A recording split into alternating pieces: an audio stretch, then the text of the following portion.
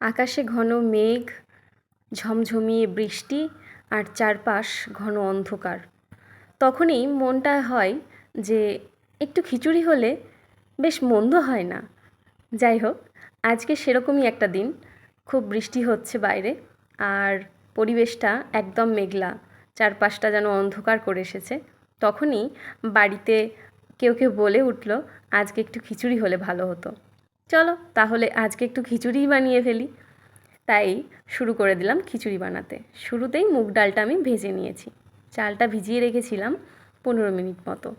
কড়াইয়ে দিয়ে দিচ্ছি বেশ কিছুটা পরিমাণ সর্ষের তেল আর গোটা জিরে ফোড়ন। সাথে দিয়ে দেব তেজপাতা, শুকনো লঙ্কা, আর সাথে দিয়ে দেব গোটা গরম মশলা। সবটা ভেজে নিয়ে দিয়ে দেব গ্রেট করে রাখা আদা। আদাটাও সুন্দর করে ভেজে নেব। এবার ওই ভাজা মশলার মধ্যে দিয়ে দেব গাজর, ক্যাপসিকাম, টমেটো, লাউ আর অবশ্যই আলু।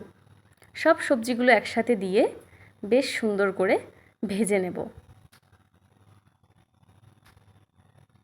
5 থেকে 10 মিনিট মতো আমি এটাকে কষিয়ে নেব।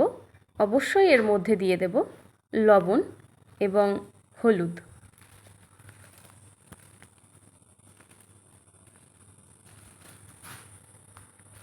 সাথে দিয়ে দেব কাঁচা লঙ্কা।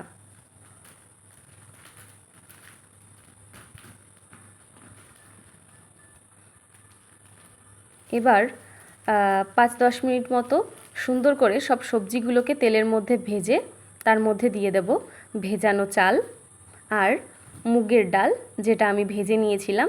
সেটা ভাজার পরে সুন্দর করে ধুয়ে তুলে রেখেছিলাম, সেই ডালটাই এর মধ্যে দিয়ে দেব।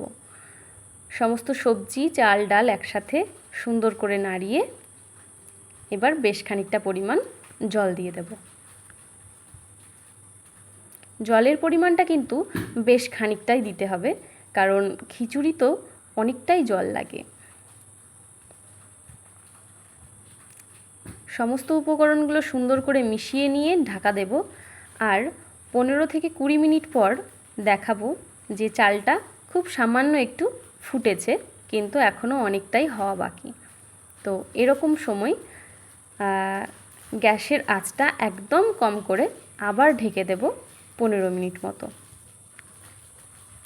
চলো এর মধ্যে তোমাদেরকে একটা ভাজা মশলার টিপস দিয়ে দিই।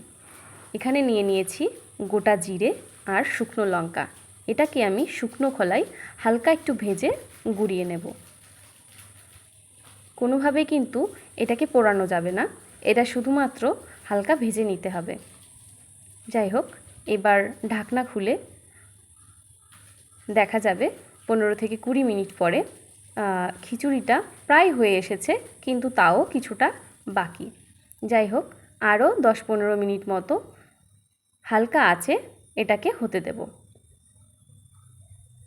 15 থেকে 20 মিনিট পর ওপর থেকে ছড়িয়ে দেব ঘি আর ভাজা যে মশলাটা, সেই মশলাটা দিয়ে পুরো খিচুড়িটাকে সুন্দর করে মিক্স করে 5 মিনিট মতো ফুটতে দেব।